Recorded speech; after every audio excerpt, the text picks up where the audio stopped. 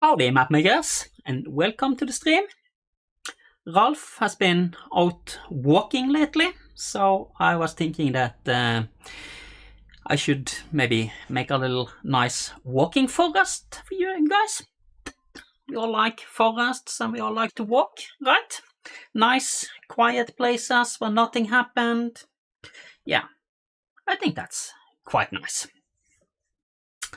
So, for everybody who doesn't know me, Remy Monsen here, and I'm gonna do a little bit of Campaign Cartographer live mapping. So, let's get started. I promised you a forest map, so, well, we have a very nice forest style made by our own Sue Daniel, the Forest Trail. So I was thinking I'm going to start with that style. But as you probably know me already, I usually don't stop with just one style. I like to mix and match, and that's kind of what's going to become the main theme of today's session. We're gonna have a little look at combining things, matching things, looking a bit at sheets effects, and let's get going. So, the forest is on the dungeons, and we have the Forest Trail from 2022. Time flies. I didn't remember it was actually a year and a half old by now, but fine. Let's go for it. And I'm just going to make a very smart little part of the forest here. I'm not gonna map some huge forest that eats all the time for the live stream, and it's not the main point I want to show today anyway. It's just an important part. So I'm gonna stick with 150 by 120 feet. Just small little opening in the forest, basically. I think I'm just gonna throw some grass background. I don't think we need multiple levels in our forest. Multiple level forests, well, a lot of interesting opportunities there, I guess, especially adding a roofed forest. Well, we kind of already have multiple levels in this kind of style, which some of you might know what I'm talking about already, but yeah, let's just look at it. So, I'm going to make my little forest of violets.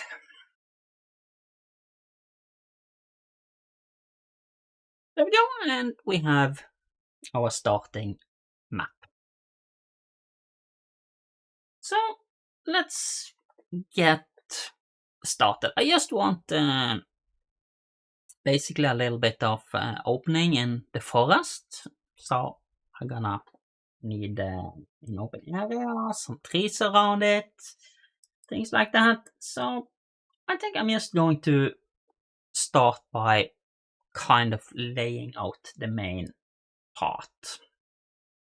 So I'm gonna start by going to the drawing tools, and I'm just gonna make a little dirt path through the forest. I think I'm gonna use dirt tree, and let's just start by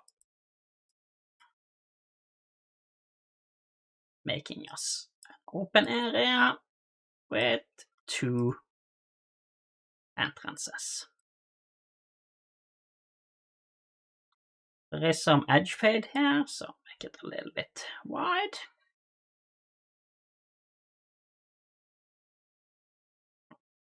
I'm making 3 entrances.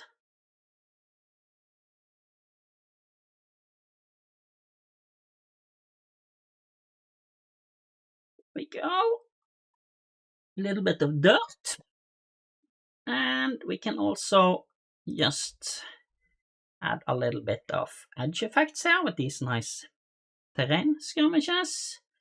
So I'm just gonna throw on some dirt on the edges.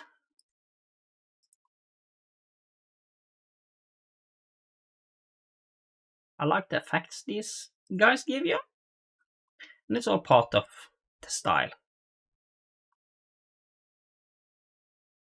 Looks a bit ugly right now, but it's going to look a lot better once I'm done with it. Yeah, let's throw some grass. Well, nice little bit of edge here.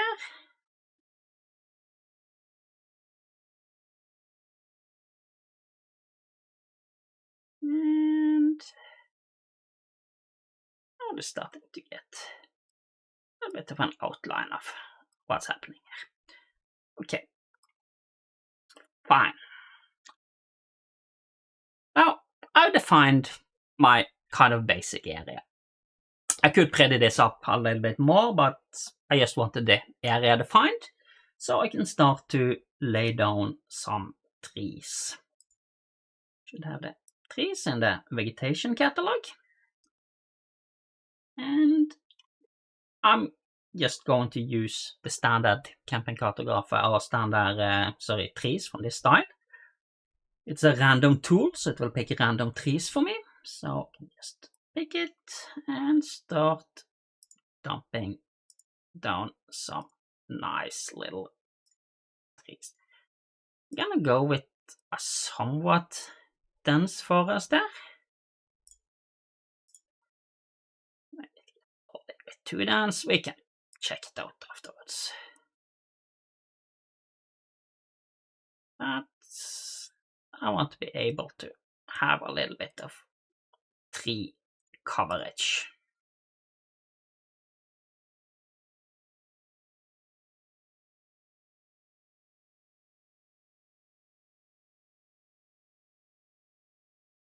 So there we go. Okay, and Quentin is asking why the trees are on the dirt sheet. Well, they shouldn't be. If I list this tree,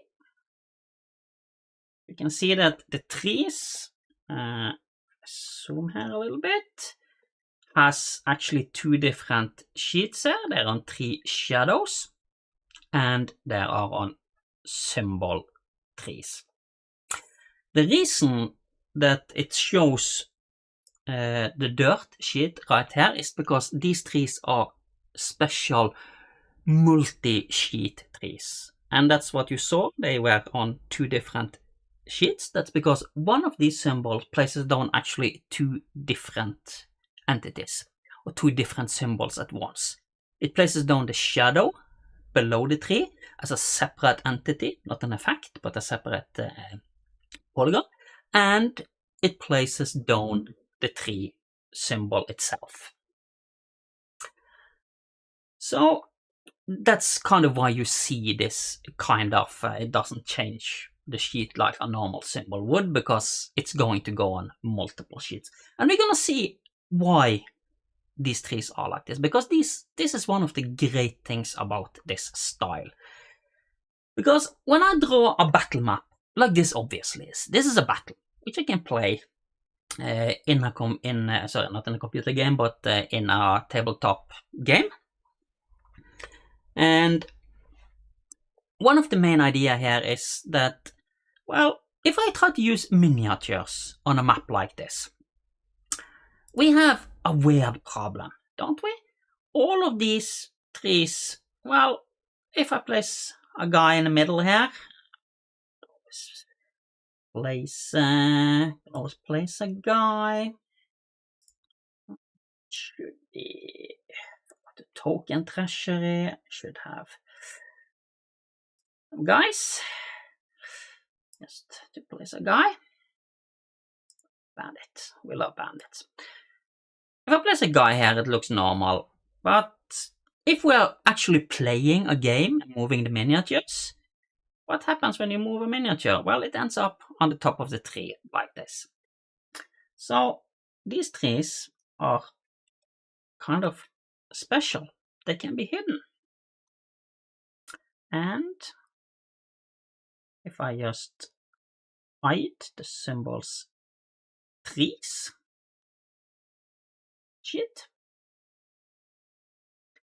the shadow of the trees still remain. So that's one of the reasons I love this style so much, because it allows me to kind of show what happens behind the trees. Because once you start playing on that battle map in-game, the players are going to go run under the trees. We are hiding under the trees. The enemy is hiding under the trees. We need to be able to see what's under the trees and not place the miniatures on top.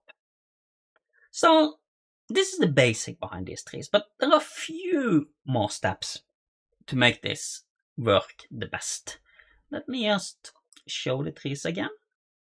The symbols trees.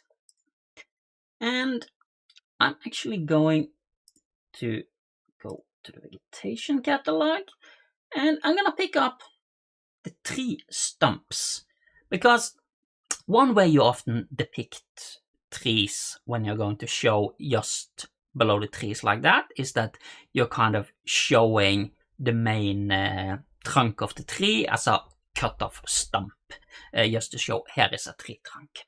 So if I use this stump symbol now, and I click once in the center of every tree, I'm just gonna do this by eye real quick.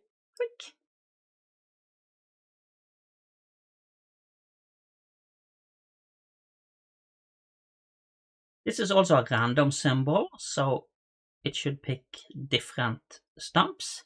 Remember, when you're working with random symbols, right now they're so small I can hardly see them because they're not so important, but you can always hit the tab key on the keyboard to browse between them if you don't like the currently selected random symbol, if you want to force a specific symbol. So just get done with this. Placing these. There we go. Of course, as always, when I draw with Campaign Cartographer, they end up on top until I just redraw, and we can see that all the stumps disappear. But now, if I hide the symbols trees again, we have these nice little stumps to help us show where the trees are. And while I have the trees hidden, I could add a little bit of undergrowth, a little bit of bushes under the trees, especially in the light. Get some daylight, a bit of ferns, things like that, just to make it a little bit more like a forest floor. This is the kind of thing you can actually take a lot of time to make it really pretty. The more time you spend here, the better this actually ends up looking. I'm just doing it quite quickly now, simply because otherwise I could use the entire live stream just trying to decorate my undergrowth here. Not the main idea of the stream, but just get a little bit in there. And zoom in a little bit, of course. And I can now just show my trees again. But of course, going in there, turning on and off the sheet like that, that's kind of a bit cumbersome. So Sue kindly provided us with some nice little buttons we can use as well. So if I just make a little space to the side here and go to Draw, Insert File, in our Campaign Cartographer data directory, on System, Program Data, Pro Fantasy, CC3+, there should be a folder called parts. If I drop into this, I'll find a part called CA198, 191 buttons. Parts are basically intended as, well, as it says, it's parts. It's some partial little feature you can insert into the map. Often specific for a style like this button won't work in any random style because they are designed for this style. But I can just pick them and I can just insert them on this sheet here, or in this position. And now I have nice little buttons, show matrice, or if I don't want to see the tracks, I can also hide them. So this is kind of the basic now of the map, and already it's starting to not look too bad as a forest location. You can spend some more time, pretty this up, make it a little bit more interesting. But as I promised you at the beginning now, one of the main things I want to do is to try to mix things a little bit up. And if you looked at the thumbnail for this video, you are probably already understanding what I'm going to do. I'm just going to plop something right in the middle of the forest. Something maybe not found too often in the forest, but which could make for an interesting encounter. So I'm just gonna leave this map here now for a few minutes while I create a new map. And I just start a new copy of Camping Cartographer. I like having multiple copies open. And let's start a brand new map. I'm gonna start a Cosmographer map. And I'm gonna do a Cosmographer deck plan bitmap. I'm just going to draw a small little space shuttle type of thing, which we can just plop them into the forest. And one of the interesting things about doing this is to look a little bit about the sheets, how I can use the sheets, and how I can do this in an efficient manner and get this workable into my forest.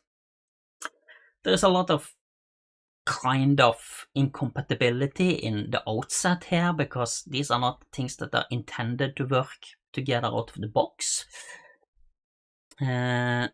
But it's not that hard to do some manual adjustments too. So Sue asks me if I have multiple copies of Camping Cartographer 3 open, if that affects the autosave. Yes, it does. I don't rely on the autosave too much, but it's well worth being aware of that it affects the autosave because Camping Cartographer only have one autosave file, and this basically means that both instances are going to write to the same file, so you never know exactly what the autosave file is going to contain, which of the instances wrote the last to the autosave file. So you can either turn off autosave for one of the instances or just be a bit more diligent about saving. So let me make this ship. I'm gonna make a small ship, something 50 by 40. And yeah, I can use the current background. I'm not gonna make multiple levels for the ship either. I want everything to go into one forest drawing. Otherwise, it's quite nice having multiple levels because you get this navigation bar. You can have one drawing for each floor of your spaceship or each deck, to be more precise for terminology. But I'm gonna just make a single one deck spaceship, and since I'm gonna merge it with the forest, I need to have everything in one drawing here. So no multiple levels for me.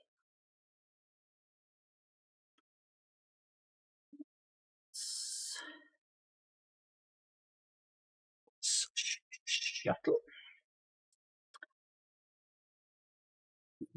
Now, the reason I started a new map here and not just started drawing the shuttle right inside the forest map is that I want to be able to just cleanly draw the shuttle with the expected tools. I could import the fills into the forest map and start using the tools. It's actually quite possible, but at this stage I'm not perfectly certain exactly which sheets I need to consider, things like that. Well, I know, but I'm gonna show you how to kind of figure that out for yourselves when you're working. And for doing that the best way, you kind of need, or it's at least easier to work with a proper starship drawing and just copy the ship to the forest instead of trying to draw it in. But both are absolutely possible. So I'm not going to draw a very complicated ship, but I'm gonna draw a small shuttle with some wings. I'm just gonna use the sleek silver, and I'm probably going to turn on Sneap. Now, spaceship hull drawing tools are mirror tools. So if I start here, start drawing a mirrored polygon, and if I hold down Control, I make smooth surfaces, which I think works the best. So a little body, and if I can do some wings.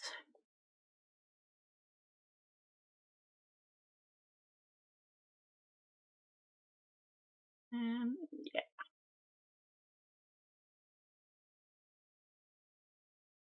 Something like this, I think. Yeah. Fine. This should be a nice kind of spaceship. So I get the question from Koval, sorry, from Kevin. If holding down Control makes smooth surfaces, that's a feature of this mirrored drawing tool. It does not work with any tool. It's a specific feature for this mirrored tool. So sorry, you can't use that in general for everything. But everything that uses mirrored tools, like this one, you can use it for. So this is the basic of the shuttle, but what I'm thinking is that the wings part of the shuttle is often a thinner part. The main shuttle is kind of a bigger body with a little bit of thin wings. This does not really show this. Now, let me just turn on the effects. Let's just check out the effect. It also have a bevel effect, which do not work very well with this size. We could probably just go to the hull sheet, take the bevel, and by 0.2 units, maybe. So, if you can listen, I don't know if you hear this, but I have quite a bit of thunder outside right now, so if I suddenly go dark, it's because of the thunder. Usually I don't, so I don't worry too much about it, but if I disappear from here, you know why. Okay, so back to the drawing. 0.2, maybe we could do a little bit more. Yeah, this looks like probably a better bevel. You can also consider just turning off the bevel altogether. It works both ways. So, yeah. But still, I haven't solved the problems with the wings, which I think I'm going to do now. And I'm going to do that by adding another sheet. This part of the body here now is drawn on the hull sheet, the selected sheet. That's the default. But I want kind of a wider body and thinner wings, so I need to use a little bit of different effects to give that kind of rounded shape idea. So what I'm going to do is that I'm going to start by adding myself a new sheet, and I'm just going to call it hull body. So this is something you should always remember. Adding a new sheet is often the solution to a lot of problems and gives you a lot of opportunities. So I'm just gonna make this new sheet. And why did I name it hull, body? Well, that's because how drawing tools work. The drawing tools to create a ship's hull is designed to draw on any sheet named hull. This means that if deck is the active sheet, it will draw it on the hull sheet. If engineering is the active sheet, it will still draw it on the hull sheet. But most tools are set up with a wildcard, which means that if the current sheet starts with the correct word, in this case hull, it will go to the current sheet. So by calling it hull body, I basically make the drawing tools work for me and not against me. If I tried to call it something else, I would have to go around and move the entities afterwards. So let me just then activate hull body, okay, and I'm going to use the exact same drawing tool again, the hull sleek silver, and this is one of the reasons I used snap, because now I'm able to place new points at the exact same locations as before. If I hadn't done that, it would have been very hard for me to replicate, because I'm trying to replicate the front, but not the back, so I can't just simply copy the entity. Otherwise, that's also an option, copy it and modify it. But since I'm using snap, so click. I'm gonna place my first, my second, and I'm gonna place this point here, and yeah, we can just do it straight on, I think. There we go. Now you can see that I've made kind of a secondary body on top of the first one, which should match it quite closely, except for the protruding wings, obviously. It doesn't have any effects yet, but we can do that quickly. Let's go to hull body, and I'm gonna add an inner glow, black inner glow, and I'm just gonna try to figure out which works best, but I'm gonna start with 2 units. And what we see here now is that I have a soft black glow. And now I'm gonna add another one. Let's get the inner glow. And black again. I'm gonna double it this time. And make it 4. By doubling it this way, you can see that I'm creating more of a gradient. I'm emphasizing the outside even more, and it helps kind of give the illusion this is kind of rounded. You can add multiple layers like this. You might want to try to reduce the opacity in some instances, and you can work a little bit making this perfect, but I think I'm just gonna say I'm happy with this. I could have done a better job of drawing it because I have these edges, but I'm not going to bother with this right now. I think it's just fine. I'm just gonna stick with this as it is. So that's a start for a spaceship. Let's put a window in front. Should be a glass tool. Yeah, it's a glass tool. And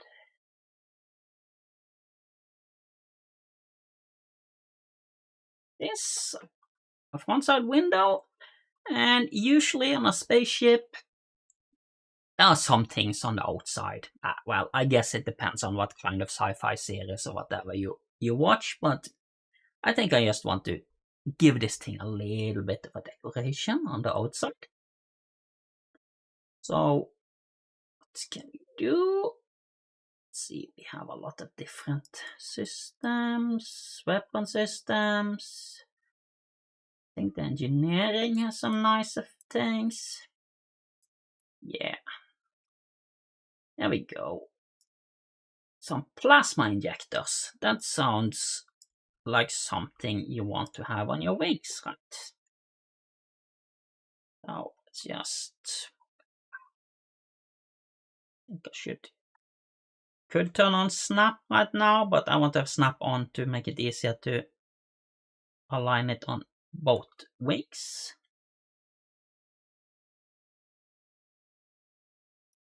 Set field 0.4, that's probably fine. Yeah. There we go, some nice plasma injectors. And we can probably put something on top of the ship as well. Let's throw in. When it comes to things like this, like Cosmographer, I'm kind of just usually ignoring the names of these things, because half of these things are just more or less generic, which could be whatever you want it to be. Here it's called a warp collector or something like that. I don't even know what a warp collector is, but it looks good on the top of my spaceship. So I'm just gonna put one, and I'm gonna put a thruster at the back. I need to size it so it fits the ship, of course. See what we can do here. So 3 is a bit much. 26. Yeah. So that's kind of our spaceship starting to take a little bit of a shape. So far though, I've only been drawing the outside of the spaceship, and if I'm going to use it for a battle map, I also want to have the inside of the ship. Agreed? So we're going to just do this also a little bit quick and dirty now. Not going to spend too much time detailing it. But one thing, these symbols here are on the outside of the ship. Especially this symbol here can be a little bit problematic, because when I draw symbols inside of the ship, I probably don't want this one to be on the same sheet. And the reason for this is that I made a separate sheet for the hull called hull body. I can hide the hull body, but does it make sense to have this big weird thing then appearing inside of my ship? No, it don't. So I'm actually going to make another symbol sheet. And again, following the same procedures, call it symbols, because that will mean that if that's the active sheet, symbols will go to it automatically. But I call it symbols hull. And I'm going to just take... Now, these things on the wings, I could move them to the symbols hull. Yeah, actually, I think I am going to move them to the symbols hull, because the outside, they are kind of an odd issue, because even if I hide the roof over the main hull to see the inside, you should still be able to see the wings. So, maybe actually I'm just leaving them. I'm just take this one and I'm gonna move it to symbols hull. Now we don't have any effects, and I don't like the drop shadow. The drop here, it does not really look. I mean, why does this thing have a drop shadow? Doesn't make sense to me. So actually I'm gonna change the effects on all the symbols. So I'm starting with symbols. I'm actually just deleting this drop shadow, and I'm just going for a soft black glow instead. Right in 0.2 map units. Probably fine. Yeah, that's a very soft glow, but I think it's enough. Now we have 2 symbol sheets, so I need to take the effect, copy it, and paste it to the symbol hull as well. So we repeat the effects on both. If you don't think the black outline is strong enough, we can always go in, edit it, and make it 0.5, for example. And it should be a little bit stronger, but or wider, precisely. But it's up to you how much. You can see it is quite soft because I have a low strength. If I go to the next strength step, you can see it becomes quite a bit stronger immediately. So it's kind of up to you how much you actually want to do that. I'm just gonna leave it like this for now. Okay, so how can I draw the inside of my ship? If I had multiple levels, I could just now copy the entire drawing to a new level and a new drawing file. But I want to draw inside. So I'm just going to hide, make my deck my active, and I'm gonna hide the body of the hull and the symbols of the hull, which is kind of my 2 outside sheets. Okay, then we have a nice blank surface, and now I can just draw an interior wall. Just 0.25 bulkhead, I think. And this tool is not a mirror tool, and I also want to avoid drawing too close to the edge. So I'm actually going to change my snap settings to 4 snap divisions, so I can have a little bit and get the wall a little bit more inside the ship. You might maybe do it 8 or something to make a little bit more precision, because my precision is a bit imperfect now, but I'm just going to live with this for now. And this is a pure straight tool. I could modify it using a smooth tool as well, but I think this works nice enough for me now. There we go. This is kind of the interior walls in the ship. You all know that if you have a rounded outer shape, if you want your rooms inside to actually be nice and rectangular and have the full height all the way, you kind of need to drop in a little bit. So you can kind of think of this part as kind of a little bit of a thick wall to the outside. This is kind of the inner wall which work. Outside here is kind of insulation and all the things that a spaceship basically needs between the actually outer hull and the inner hull, which is the one you are seeing on the inside. So I'm just gonna leave it like this. I think that works nicely enough for me. Also need a floor inside of here. So what kind of deck are we going to do? Maybe this is some kind of shiny ship, so I'm gonna go for a chrome. This also has a mirror tool. You can see all these with the red lines in are the mirror tools. So if I wanted it to follow the outline of the hull, the mirror tool would be perfect. But I want to have it follow my interior bulkhead wall. So I'm just going to use the irregular tool and just place at the same nodes. There are lots of ways to do this, especially if I have a lot more complicated shape.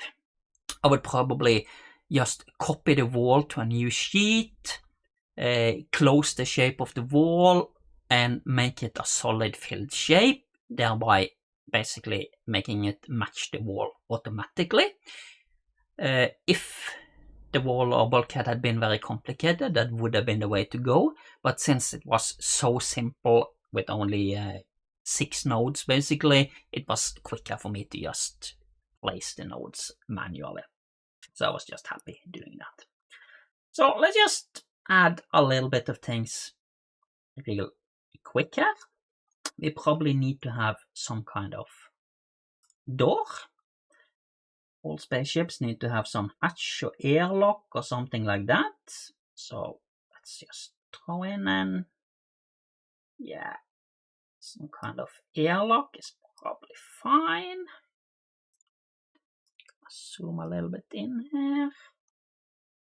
The airlock is a smart symbol that aligns to the walls, but you should turn off snap when using those symbols. You can see here it aligns correctly, but with snap on it's much more difficult to actually hit because it interprets based on the snap points. I can probably put the airlock a little bit back here, or maybe on this right wall. It's a bit small, 0.26, yeah, it's probably a bit small. But this is also a bit big. So I want to see how wide do I need a door to be? Well, in my home, normal doors are, I think, about 90 centimeters. In a spaceship, you often need a little bit more space. About 3 to 4 feet, maybe 5 feet to just have a nice number. So let me check how big one of these squares are with the info distance menu. I'm gonna just measure from here to here. And yeah, we can see that part is actually about 5 foot. So a door should maybe be most of that wall, like to get in and out. I find it's always smart to do these kind of sanity checks. Otherwise, you often have a tendency to just place down things based on, well, it looks good with the rest of the drawing right now, and then you discover later, well, you have a door that only your cat is able to get out of. Well, cat doors are a great thing to have, I guess, but you want to let the humans out every now and then as well. I mean, they get a little pent up if you leave them inside the spaceship at all times. Give them some air. So let's just go back to, maybe I should just use this door perhaps, but this is too large, so 0.6. Yeah, this makes more sense. So I'm gonna use this one like this, and we have a door. Okay, now I could have used a wide-eye wall that matched the door better, so why don't I do that? It's easy to change the width of a wall. I'm just going to use change properties, and I'm gonna pick the wall. That's also gonna pick the floor. What I can do, I can set it to combine, and it should add, and the layer should hopefully be bulkheads. I think bulkheads is the right layer. Yeah. Or did I just select? Yeah, I think it was the right one. So I'm going to change the line width. I think the standard line width I picked was 0.25. So I'm going to just throw in for, yeah, should we just try for one, see how it looks?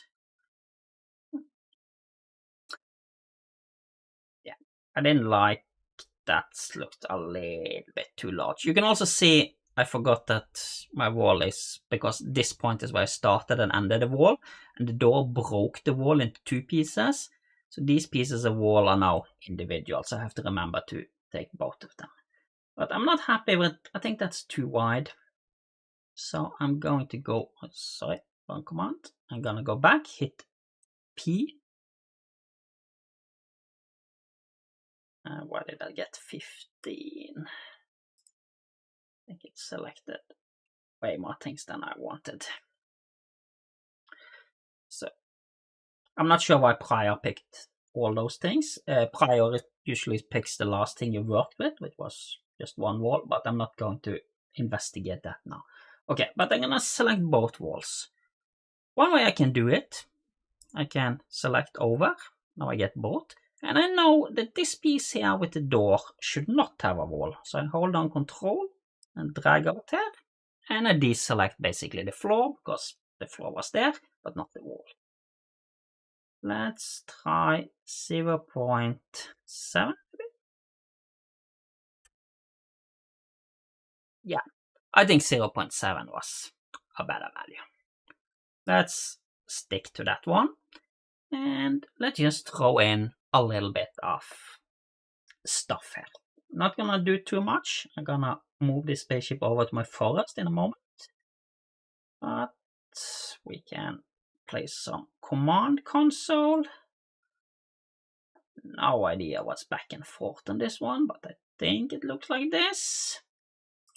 With a chair. As for chairs, you normally want to try to make them scale 1 because the chair is basically for humans sitting in it. If you make it too small, it's unsittable. Now, this does get a little bit in the way for the door, but maybe we have one of those special piloting situation where the chair can, maybe the chair can just move sideways or something like that. Yeah, let's just go for that. So, throw in a little bit of cargo in the back, and maybe some kind of console. I don't know what kind of ship this is, but it's a small one. A very small ship. Yeah, there we go. I think I'm quite happy with this ship now, and I'm ready to just move the ship over to the forest. Let's just check one thing for the ship first. Now, I did hide some sheets. What happens if I unhide these sheets? Well, bugger. That did not look good. Now it looks really messed up. And why is that? Well, it's simply because this hull body, which is kind of the outside of the ship, is below almost everything else. So I'm gonna move that down until after all the symbol sheets. But I also have to remember the symbol's hull, which is the outside symbols. So should be there. Blah. Okay. There we go. We have the outside of the ship. And if I hide these two sheets, we have the inside of the ship. Perfect. Now we are starting to get things as we want them. Now I can go back to this little forest map, and I'm gonna insert my little ship into the forest there. So how can I do it? Multiple ways. But one of the simplest ways is to just use the clipboard to copy it between maps. So I'm gonna just do edit, copy, and I'm gonna select all of this. I'm gonna hit do it. And when you use clipboard copy, one important step is to keep an eye on the command line. Some people hit do it like I did now, and they think everything is copied. But if you look, it still asks for one thing, the clipboard origin. What it really asks for here is kind of the origin point of what you're going to paste down. You can also kind of think of it as the center point. At least if you're gonna paste by eye, it is usually the center point. If you use some precision tools, it's not necessarily, but I'm just gonna click in the center of it and think, and I've copied it to the clipboard. Now I can go to my forest map, and I can just go edit, paste, and here we are. Okay, it seems that there's a lot of room here, and both my forest and my spaceship are both in the same scale. So if I plop down the spaceship now, the scale should also be correct. I shouldn't need to change the scaling of this. So I want to just kind of rotate it a little bit, and I want to hide it a little bit beneath the trees. So I can just do something like that.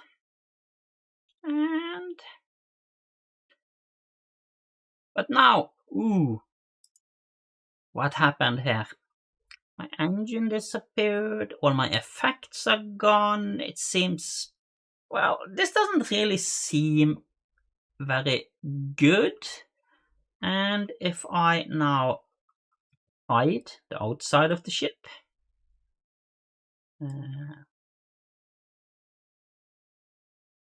oh, I can't even see my symbols.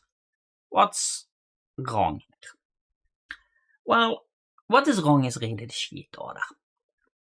What happened when I copied it from this drawing over to this drawing is that it took all the entities, and if the sheet already existed in the map, the entities went to that sheet. But if the sheet did not exist in the map, new sheets were created. So let's go back to the sheet dialog.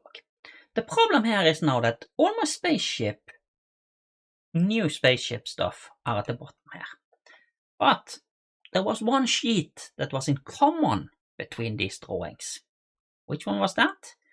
Well, it was the symbol sheet. It's the default sheet for symbols. And that's kind of default across all styles, across everything.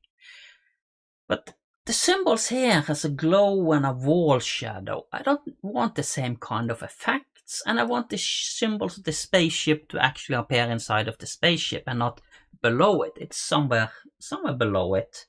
I can find it. Let me hide the other stuff here. And we should probably see that here are the spaceship symbols nicely on the ground, below the trees as they should be. So this is kind of fine, but it's better to do some preparation first, and let's get it right. So I'm just going to revert this one to a previous save. I'm going to go to the spaceship, and I'm going to do basically just one thing with the spaceship. I'm going to find the symbols, and I'm going to rename it to symbols inside ship.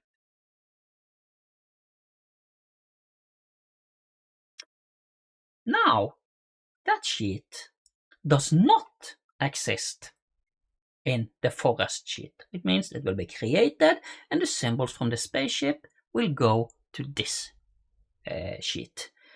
Okay, I call it inside ship. That's not quite true because these guys here are still on that sheet. The engine is on that sheet, but that's fine because nothing is covering it, and I want them to show. So now I can repeat the procedure. I can do again, edit, copy, pick up the entire spaceship, do it, place my origin points, go back to my forest, and I can do edit, paste, and we can take the spaceship, and again I'm gonna halfway hide it beneath the trees like this, and voila. First of all, we can see that the engine doesn't disappear. There is some issues right now. First of all, it's above the trees, not below them. That's not what I kind of wanted. So let's deal with one problem at a time. The first problem, the sheet effects. they are easy to fix. Go to the source map, open the sheet dialog. Let's start with the hull. Select all of them, hit the copy button. Go to the destination drawing, find the same sheet, hull, hit the paste button, and we just need to do this for all the sheets we have in use. So should be not too many of them. More complicated if you have used all of them, of course, but you can easily see here which sheets I need. So the symbols inside ship, there, paste, then I need the whole body, this one, copy, paste, and the symbols all. So let's copy that one, and finally, there we go. Now I can apply the sheet effects, and we can see now that the ship looks very much like I did in the drawing. Maybe this outer glow doesn't fit in the forest. I'm just gonna leave it now, but if I wanted it gone, it's simple enough to just go to hull, and it's one of these glows that controls it. But maybe my ship is glowing a bit, but it's still on top of the trees. Well, that's also just a simple sheet effect. No, sorry, not sheet effect, sheet order, because all the new sheets ended up on the bottom here. And that's not what I wanted. But I want them to be below the trees, and I actually want them to be below the shadow of the trees. I showed you the shadows earlier in this stream, and I want the trees to cast shadows on the spaceship. So if you remember sheet ordering, the lower one thing is in this list, the more on top of the drawing it is. So I need to just grab the hull to the symbols hull, move it up, and just above that tree shadows one. Okay. There we go. And voila, I now have a spaceship hidden in the forest. Now I can hide my trees if I want to actually see it. You can see that the shadows from the trees cover it. You can see I even managed to park it so nicely that it doesn't crash into any stumps. I'm good at parking spaceships, obviously. So, and we can hide. But of course now, this might prompt you to ask one more thing. Well, you drew the inside of that spaceship, and you have buttons to hide, show trees. Can't you make a button to hide and show the inside of the ship as well? And, well, of course you can. And that's the idea. So I'm gonna copy one of these buttons and modify it. So I'm just gonna view, show hyperlinks, because then I can show and see the links that are connected to this button.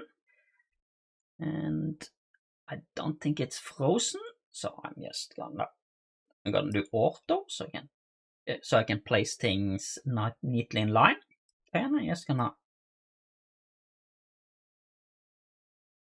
copy this one, okay? 3 entities copied, probably right. I didn't check up front. But I'm just gonna pick up this one, and I'm gonna drop it there. Okay, so this button is made of a couple of elements. It's made of the text, so we can probably change the text instead of hide show trees.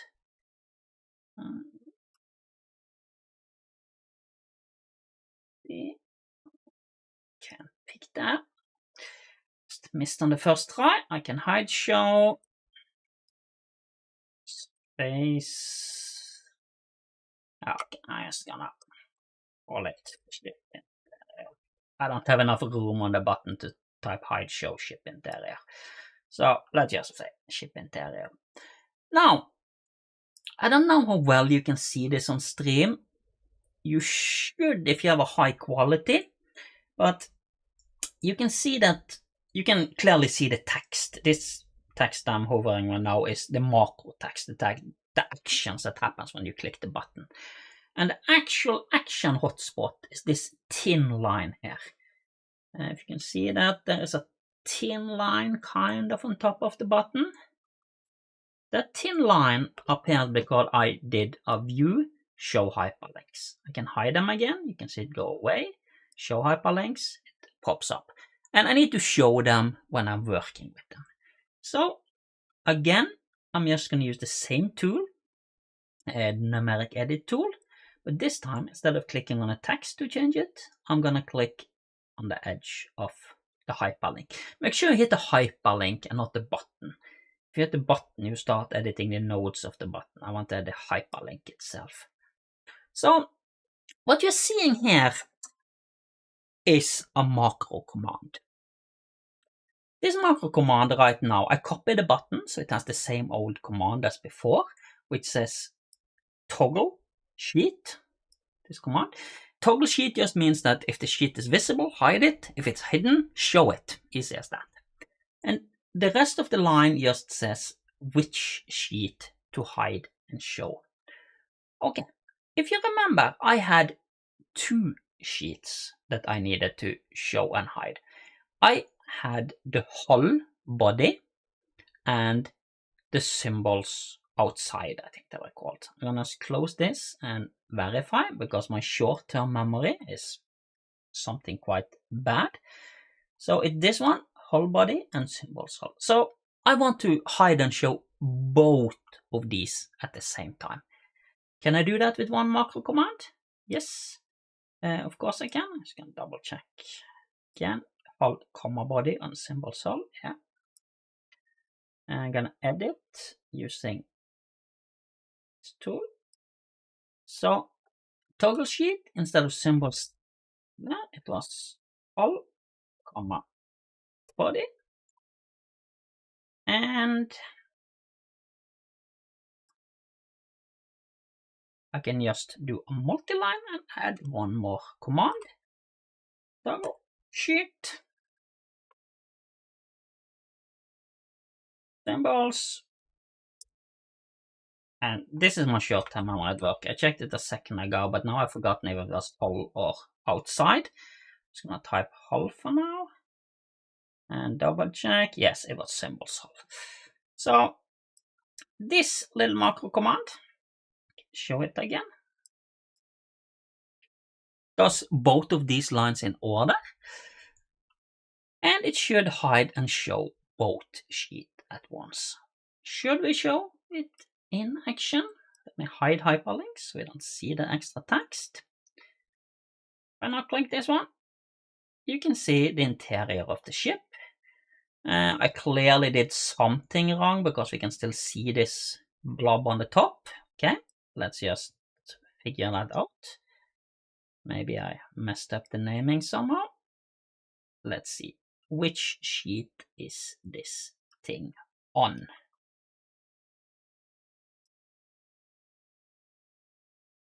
This is on the symbols hull sheet.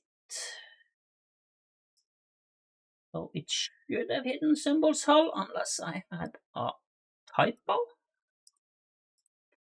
Let's check it out.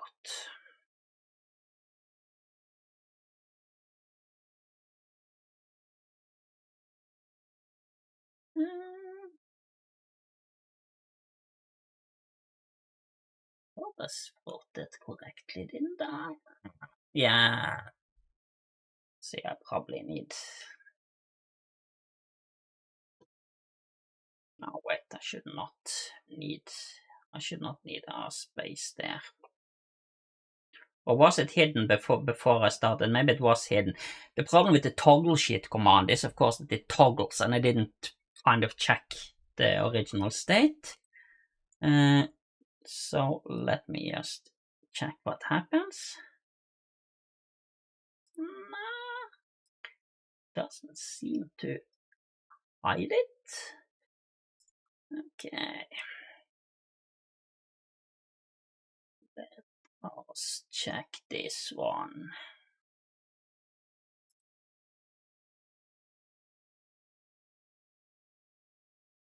Okay. First of all, so symbols.